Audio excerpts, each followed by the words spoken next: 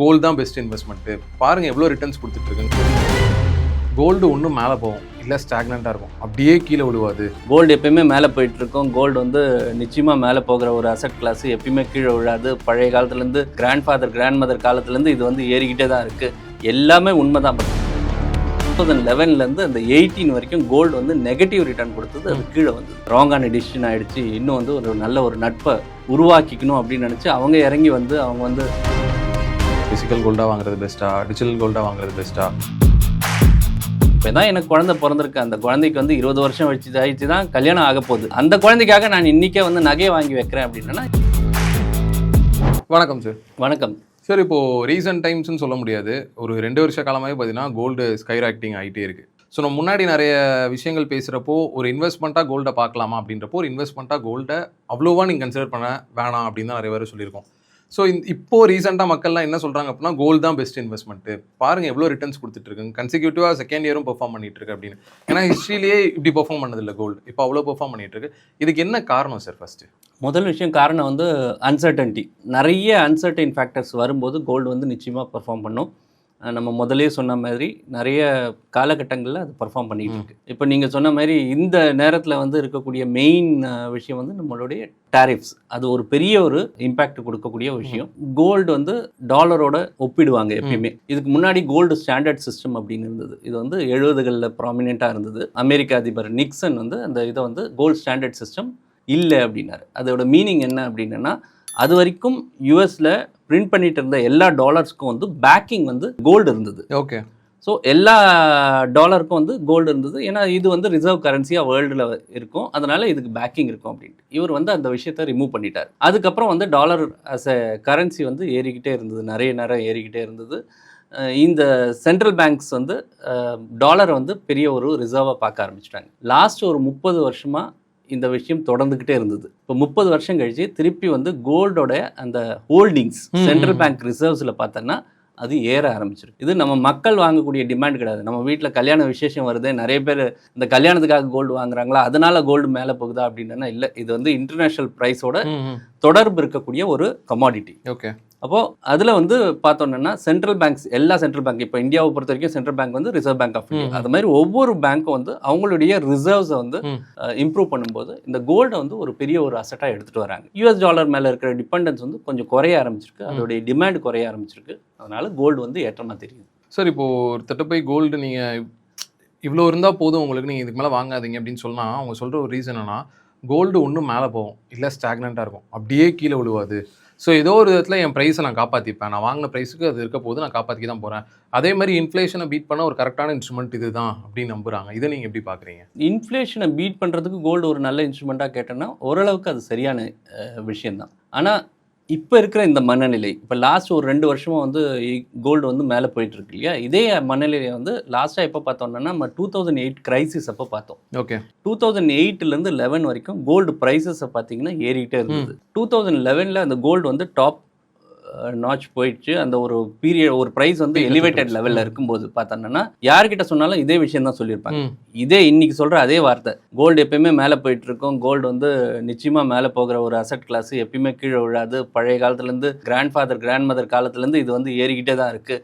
எல்லாமே உண்மை தான். பட் எத்தனை பர்சன்டேஜ் ஏறுதுன்றது. அதுக்கப்புறம் என்ன நடந்தது அப்படின்னா, 2011லேருந்து அந்த 18 வரைக்கும் கோல்டு வந்து நெகட்டிவ் ரிட்டர்ன் கொடுத்தது, அது கீழே வந்தது. எப்பயுமே எலிவேட்டடாக இருக்கும்போது ரொம்ப ரொம்ப கேர்ஃபுல்லாக அணுக வேண்டிய ஒரு அசட் கிளாஸ் வந்து கோல்டு. ஸோ இன்றைக்கி வந்து எலிவேட்டட் ப்ரைஸ்க்கு போயிடுச்சு. ஸோ இன்றைக்கி வந்து இது தொடருமா அப்படின்னு கேட்டோன்னா தொடரலாம். எப்படி என்னன்னா, இந்த டிமாண்ட் இது வந்து இருக்கணும், கோல்டோட டிமாண்ட் அப்படியே இருக்கணும். ரிப்போர்ட்டை படித்தோம் அப்படின்னா, கோல்ட்மேன் சாக்ஸ் ஒரு ப்ராமினென்ட் ஒரு அனலிஸ்ட்டு, அந்த அவங்க வந்து என்ன சொல்லியிருக்கிறாங்க அப்படின்னா, கோல்டோட ப்ரைஸ் இன்னும் இதில் பார்க்கணுன்னா 5000 பெர் அவுன்ஸ் வந்து மாறுறதுக்கு வாய்ப்பு இருக்குது, ப்ரொவைடட் 1% ஆஃப் ரிசர்வ்ஸ் வந்து மாறிடுச்சுன்னா அப்படின்ட்டு. இந்த சென்ட்ரல் பேங்க் ரிசர்வ் சொல்லியிருந்தேன் இல்லையா, 1% வந்து யூஎஸ் டாலர்லேருந்து கோல்டுக்கு மாறுது அப்படின்னா இது வந்து 5000 வரைக்கும் தொடர்றது கூட வாய்ப்பு இருக்குது அப்படின்னு சொல்லியிருக்காங்க. நெக்ஸ்ட் 1 இயர் அவங்க அவுட்லுக் கொடுக்கும்போது இப்போ ரீசெண்டாக சொல்லியிருக்கிறது வந்து 13% 14% வந்து ஏறுறதுக்கு வாய்ப்பு இருக்குது அப்படின்னு சொல்லியிருக்காங்க. இது அவங்களுடைய ஒரு வியூ. ஸோ இது ஒரு நல்ல ரிட்டர்ன் இருக்கக்கூடிய இது, ப்ரொவைடட் இந்த 1% மாறும்போது. அதுக்குள்ளே யூஎஸ் வந்து சுதாரிச்சுட்டு இப்போ நாங்கள் பண்ணின டாரிஃப்ஸ் எல்லாம் வந்து கொஞ்சம் ராங்கான டிசிஷன் ஆகிடுச்சு, இன்னும் வந்து ஒரு நல்ல ஒரு நட்பை உருவாக்கிக்கணும் அப்படின்னு நினச்சி அவங்க இறங்கி வந்து அவங்க வந்து ரிலேஷன்ஷிப்பை பெட்டர் பண்ண ஆரம்பிச்சிட்டாங்கன்னா டாலர் வந்து ஓரளவுக்கு ஸ்ட்ரென்தன் ஆகிடும். அந்த நேரத்தில் கோல்டு வந்து இறங்கும். ரிஸ்க்குன்றது இதுதான். அதர்வைஸ் இப்படியே இந்த அணுகுமுறை தொடர்ந்துருச்சுன்னா அந்த பயத்தினால வரக்கூடிய விஷயம் வந்து டெஃபினட்டாக வந்து கோல்டை மேல்படுத்தும். சார் கோல்டு எந்த பிளாட்ஃபார்மில் வாங்குறது பெஸ்ட் சார்? அதாவது ஃபிசிக்கல் கோல்டாக வாங்குறது பெஸ்ட்டா, டிஜிட்டல் கோல்டாக வாங்குறது பெஸ்ட்டா? என்ன மாதிரி சார் கோல்டு நம்ம வந்து பர்ச்சேஸ் இப்போ பண்ணலாம்? ஃபிசிக்கல் கோல்டு நம்ம நிறைய தடவை பார்த்துருக்கோம். ஃபிசிக்கல் கோல்டுக்கு வந்து காஸ்ட் ரொம்ப ஜாஸ்தி அப்படின்னு படிச்சிருக்கோம். இப்போ சேதாரம், செய்கூலி இந்த விஷயங்கள் எல்லாம் ரொம்ப அதிகம். இப்போ டிஜிட்டலில் வாங்கும்போது அந்த விஷயங்கள் வந்து ரொம்ப குறைவு. ரொம்ப ப்ராமினெண்ட்டாக இருக்கிறது ETF எக்ஸ்சேஞ்ச் மூலமாக வாங்குறது. ரெண்டாவது வந்து மியூச்சுவல் ஃபண்ட்ஸ் நம்ம நார்மல் வந்து ஒரு லம்சமாவோ இல்லை வந்து SIPயாவோ வாங்க முடியும். இதில் வாங்கும்போது அதோடைய மேனேஜ்மெண்ட் காஸ்ட் வந்து ரொம்ப ரொம்ப குறைச்சல். இது வந்து இந்த ஒரு 15% 18% அந்த GST கொடுத்து நீங்கள் வந்து செய்கூலி சேதாரம் கொடுத்து வாங்குறதுக்கு பதில் இது வந்து உங்களுக்கு ஒரு எஃபெக்டிவ் மெக்கானிசம். இது வந்து நிச்சயமாக கையில் கிடைக்கும். இது வந்து ஒரு லிக்விடிட்டி அசெட் கூட. 2 விதமாக அவங்க யோசிக்கணும். ஒன்று, இதை வந்து எனக்கு வந்து அழகுக்காக வாங்குறேன்னா, இல்லை வந்து என்னுடைய இன்வெஸ்ட்மெண்ட்டுக்காக வாங்குறேன்னா. அழகுக்காக வாங்குறேன்னா நகைக்கு ரீப்ளேஸ்மெண்ட்டே கிடையாது. நீங்கள் நகையாக வாங்குங்க, இல்லை வந்து அதோடைய உங்களுடைய பயன் தரக்கூடிய அந்த விஷயத்தை வாங்குங்க.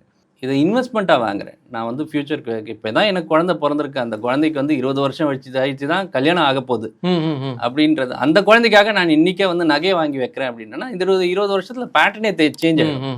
மேபி அந்த குழந்தை எனக்கு நகையை வேணான்னு சொல்கிறது கூட வாய்ப்பு இருக்குது. அதனால் இன்வெஸ்ட்மெண்ட்டாக வாங்குறதுக்கு வந்து அது வந்து ஒரு உகந்த இது கிடையாது. அந்த நேரத்தில் நீங்கள் டிஜிட்டல் கோல்டையோ இல்லை டிஜிட்டல் மியூச்சுவல் ஃபண்ட்ஸையோ யூஸ் பண்ணிக்கோங்க. அது ரொம்ப ரொம்ப பெட்டராக இருக்கும். இப்போ ரீசெண்டாக வந்து கோல்டை பற்றி எல்லாருமே பேசிகிட்டு இருக்காங்க. பேக் சைடில் பார்த்தீங்கன்னா சில்வர் அதோட பயங்கரமாக பெர்ஃபார்ம் பண்ணிட்டு இருக்கு. அதை யாருமே அவ்வளோவா பேசுறது இல்லை.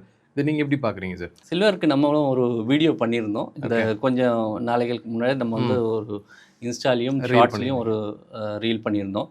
மே மாதத்தில் அதோடைய அணுகு எப்படி தெரிஞ்சதுன்னா வந்து நிச்சயமாக வந்து சில்வர் வந்து மேலே போகும் அப்படின்னு சொன்னது. ஏன்னா சில்வர் வந்து கோல்டு மாதிரி ரிசர்வ் பேங்கோட டிமாண்ட் மட்டும் இருக்காது. இண்டஸ்ட்ரியல் டிமாண்ட் ஏறும்போது கூட இது நிச்சயமாக வரும் அப்படின்னு சொல்லிட்டு இருக்கோம். இன்றைக்கி ஃப்யூச்சராக சொல்கிறோம், க்ரீன் எனர்ஜி சொல்கிறோம், இல்லைனா வந்து இன்றைக்கி மைக்ரோ இது சொல்கிறோம். எல்லா இதுலேயுமே வந்து சில்வரோட ஒரு பங்கு வந்து டெஃபினட்டாக வந்து இருக்குது. அதனால் இண்டஸ்ட்ரியல் டிமாண்ட் இருக்கும்போது நிச்சயமாக இது ஏறும் அப்படின்னு சொல்லுவோம். ரெண்டாவது வந்து சில்வரோட ப்ரொடக்ஷன் கம்பேரபிளி பார்த்தோன்னா வந்து எல்லா வருஷமும் வந்து டெஃபிசிட்டில் ஓடிட்டு இருக்கு. ஓகே, டிமாண்ட் ஒரு சைடில் இருக்குது, ஆனால் வந்து அவ்வளோ அளவுக்கு ப்ரொடியூஸ் ஆக மாட்டேங்குது. ஃப்ரெஷ் ப்ரொடக்ஷன் அந்த அளவுக்கு ஆக மாட்டேங்குது. இதுவும் இன்னொரு ரீசன். மூணாவது விஷயம் வந்து கோல்டு டு சில்வர் ரேஷியோ அப்படின்றது வந்து ஒரு கம்பேர் பண்ணுவாங்க. எப்பயுமே வந்து கோல்டையும் சில்வரையும் வந்து ஜென்ரலாக கம்பேர் பண்ணி ஒரு ரேஷியோ வரும். ஸோ கோல்டோட கம்பேர் பண்ணும்போது சில்வர் எவ்வளோ லெவலில் இருக்குது அப்படின்ட்டு அதுவும் வந்து அன்றைக்கி ஃபேவரபுளாக இருந்தது. ஓகே, அதனால் சில்வர் அப்படின்றது ரொம்ப ரொம்ப நல்லா இருக்கும் அப்படின்னு அதுலேருந்து ஒரு 25% ஏறிடுச்சு. 3 மாதத்துலேயே பார்த்தோன்னா ப்ரைஸ் வந்து 25% ஏறிடுச்சு. ஸோ இன்றைக்கி காலத்தில் வந்து இது நல்லா இருக்குமா அப்படின்னு பார்த்தோன்னா இன்றைக்கும் அது நல்லா தான் தெரியுது. ஒரு 1 to 2 இயர்ஸ் ஹொரைசானில் பார்த்தோன்னா அது வந்து ஒரு நல்ல அசெட் கிளாஸாக தெரியுது. ஆனால் அது வந்து லாங் டேர்ம் அசெட் கிளாஸாக நான் வந்து ஒரு 20 வருஷத்துக்கு வச்சுக்க முடியுமா அப்படின்னா அது ஒரு பெரிய கொஸ்டின் மார்க். ஓகே, நீங்கள் இதை வந்து டாக்டிக்கல் அசெட் கிளாஸாக யூஸ் பண்ணிக்கலாம். அதாவது இந்த ரேலி எப்போ வரைக்கும் வருதோ எக்ஸாக்டாக நீங்கள் வந்து டாப்பில் வந்து எக்ஸிட் பண்ண முடியும்னு சொல்ல முடியாது. பட் ஓரளவுக்கு நல்ல ஒரு ப்ரைஸ் கிடச்சி எனக்கு ஒரு பெட்டரான இது கிடச்சிடுச்சு அப்படின்னும் போது டெஃபினட்டாக வந்து அது வரைக்கும் அந்த ட்ராவலை வந்து கண்டினியூ பண்ணலாம். சில்வர் ஆஸ் அசெட் கிளாஸ் இன்னைக்கு ரொம்ப ரொம்ப நல்லாவே தெரியுது. ஓகே, இப்போ நம்ம கேட்ட கொஸ்டின்லேயே நான் ஒரு கொஸ்டின் கேட்டிருந்தேன். கோல்டை வந்து இன்ஃப்ளேஷனுக்கு வந்து அட்ஜஸ்ட் பண்ணுறதுக்காக வாங்குறாங்க சார் அப்படின்னு சொல்லிட்டு. ஸோ இன்ஃப்ளேஷன் அட்ஜஸ்ட் பண்ணுற மாதிரி வேறு என்ன இன்வெஸ்ட்மெண்ட் ஆப்ஷன்ஸ்லாம் இருக்குது சார்? இன்ஃப்ளேஷன் அட்ஜஸ்ட் பண்ணுறதுக்கு இன்றைக்கி வந்து நீங்கள் பாண்டை விட்டுட்டிங்கன்னா, பாண்ட் ஆர்னோ ஷார்ட் டேர்ம் செக்யூரிட்டி விட்டுட்டிங்கன்னா மோஸ்ட்லி மற்ற இருக்கக்கூடிய எல்லாமே வந்து ஓரளவுக்கு பெட்டராக இருக்கும். இந்த கமாடிட்டியில் நம்ம வந்து கோல்டு அண்ட் சில்வரை பார்த்தோம். ஏன்னா ஹைலி ட்ரேடபிள் கமாடிட்டி. ரெண்டாவது வந்து நம்ம ஈக்விட்டிஸ் பெரும்பாலுமே நம்ம பேசிக்கிட்டு இருக்கோம், ரொம்ப நாளாக பேசிகிட்டு இருக்கோம். Over a long period of time அந்த இன்ஃப்ளேஷனை வந்து நிச்சயமாக அது வந்து பீட் பண்ணியிருக்கு. மூணாவது நம்மளுடைய ரியல் எஸ்டேட்டுக்கு போன தடவை பேசும்போது அந்த ரீட்ஸை பற்றியெல்லாம் பேசியிருந்தோம் போன வீடியோவில். ஸோ அந்த REITs are no real estate as asset class over longer period of time அதுவும் வந்து இன்ஃப்ளேஷனை பீட் பண்ணுறதுக்கான வாய்ப்புகள் அதிகமாக இருக்குது. இன்றைக்கி நிறைய ஆப்பர்ச்சுனிட்டிஸ் வந்து இந்த இதுலேயும் வந்துக்கிட்டு இருக்குது. ஸோ நாட் ஓன்லி ஷேர்ஸ் மட்டும் இல்லை, PMS ஆர் AF இந்த இதுலேயும் வந்து ஸ்பெஷலைஸ்டாக இருக்கக்கூடிய விஷயங்கள்லாம் வந்துட்டு அதெல்லாம் அவங்களுடைய கேப்பபிலிட்டிக்கு ஏற்ற மாதிரி ஒவ்வொருத்தரும் யூஸ் பண்ணாங்கன்னா டெஃபினட்டாக they can earn better returns. ஒருத்தர் கோல்டு வாங்கிட்டு இருக்காரு, அவர்கிட்ட போய் நம்ம நீங்கள் மார்க்கெட்டில் இன்வெஸ்ட் பண்ணுங்கள், உங்களுக்கு அதை விட அதிக ரிட்டர்ன்ஸ் வரும் அப்படின்னு சொன்னால் அவர் சொல்கிற விஷயம் என்னன்னா, இப்போ நான் கோல்டுக்கு ஒரு எக்ஸ்ப்ளனேஷன் கொடுத்துருந்தேன் சார். உங்களுக்கு வாங்குறவங்க என்ன சொல்கிறாங்கன்னா, ஒன்று அது மேலே போகும், இல்லை கொஞ்சம் தான் கீழே வர போகுது, இல்லை ஸ்டாக்னண்ட்டாக இருக்க போகுது, ஏதோ ஒன்று எனக்கு ஓகே. பட் மார்க்கெட் பார்த்தீங்கன்னா அன்பிரடிக்டபிள். ஏறுனா மொத்தமாக மேலே ஏறுது, சரிஞ்சா மொத்தமாக கீழே சரிஞ்சிருது. எங்களால் புரிஞ்சுக்கவே முடியல. ஸோ அதனால தான் அந்த சைட் போகிறதே இல்லை அப்படின்னு சொல்கிறாங்க. இந்த மைண்ட் செட் எப்படி சார் சேஞ்ச் பண்ணுறது?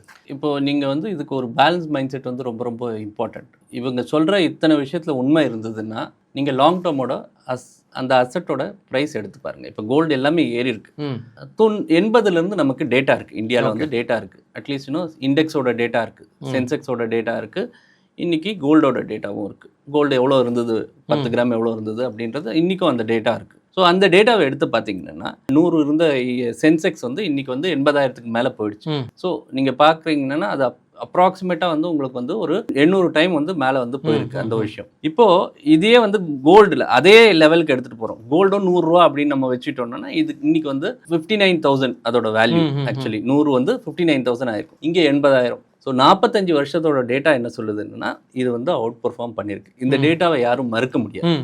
இதுக்கு நடுவில் இருக்கிற டேட்டாவை நம்ம கம்பேர் பண்ணுறோம் அப்படின்னா லாஸ்ட் 10 இயர்ஸில் பார்த்தோம்னா கோல்டும் இதுவும் வந்து ஈக்விட்டியும் ஒரே அளவுக்கு பெர்ஃபார்ம் பண்ணிகிட்டு இருக்கும். அதுக்கு முன்னாடி இருந்த பீரியடில் பார்த்தோம்னா ஒரு பார்ஷியலாக அந்த பர்டிகுலராக 2005லேருந்து 2015 நம்ம ஒரு டேட்டாவை எடுத்துக்கிட்டோம் அப்படின்னா கோல்டு ஓரளவுக்கு அவுட் பெர்ஃபார்ம் பண்ணியிருக்கும். ஏன்னா ஈக்விட்டி சரிஞ்சிருந்த ஒரு டைம் அந்த நேரத்தில் வந்து அவுட் பெர்ஃபார்ம் பண்ணியிருக்கும். ஸோ அந்த பர்டிகுலர் டைமில் வந்து கோல்டு அவுட் பெர்ஃபார்ம் பண்ணியிருக்குமே தவிர லாங்கர் பீரியட் வந்து ஈக்விட்டி வந்து நிச்சயமாக வந்து அதை அவுட் பெர்ஃபார்ம் பண்ணிகிட்டே இருக்குது. ஏன்னா கோல்டுக்குன்றது ஒரு யூட்டிலிட்டி கிடையாது பர்டிகுலராக. அதுலேருந்து வரக்கூடிய ஒரே ஒரு கைண்ட் ஆஃப் ரிட்டர்ன் வந்து அது ஒரு ப்ரைஸ் அப்ரிஷியேஷன். அதுக்கு இன்ட்ரெஸ்ட்டோ இல்லை டிவிடெண்ட்ஸோ கிடையாது. ஸ்டாக்ஸ் அப்படி கிடையாது. ஸ்டாக்ஸில் டிவிடெண்ட்டும் இருக்குது. கார்பரேட் ப்ராஃபிட் ஏறும்போது அதில் வந்து ஒரு டிவிடெண்ட் இருக்குது. அதுவே ஒரு இன்வெஸ்டருக்கு ஒரு ரிட்டர்ன் தான். அது மியூச்சுவல் ஃபண்டுக்கும் வரும். மியூச்சுவல் ஃபண்டும் ஸ்டாக்ஸில் தான் இன்வெஸ்ட் பண்ணுறாங்க. ஸோ இந்த டிவிடெண்ட்ஸ் எல்லாம் ஒரு extra kind of return. So அதனால் டெஃபினட்டாக வந்து over the long period of time equity நிறைய இருக்கணும். கோல்டு இருக்கக்கூடாதுன்னு சொல்ல மாட்டேன். ஒவ்வொருத்தர் போர்ட்ஃபோலியோவில் அவருக்கு எவ்வளோ தேவைப்படுதோ அந்த அளவுக்கு வந்து கோல்டு அசட் அலோகேஷன் அவங்களுடைய கன்சல்டண்ட்டை கன்சல்ட் பண்ணி அவங்க எடுக்கிறது ரொம்ப ரொம்ப நல்லது. ஓகே, 0ன்னு சொல்ல மாட்டேன், டெஃபினட்டாக வச்சுக்கிறது ரொம்ப நல்லது. ஓகே சார், ரொம்ப நன்றி சார். நன்றி.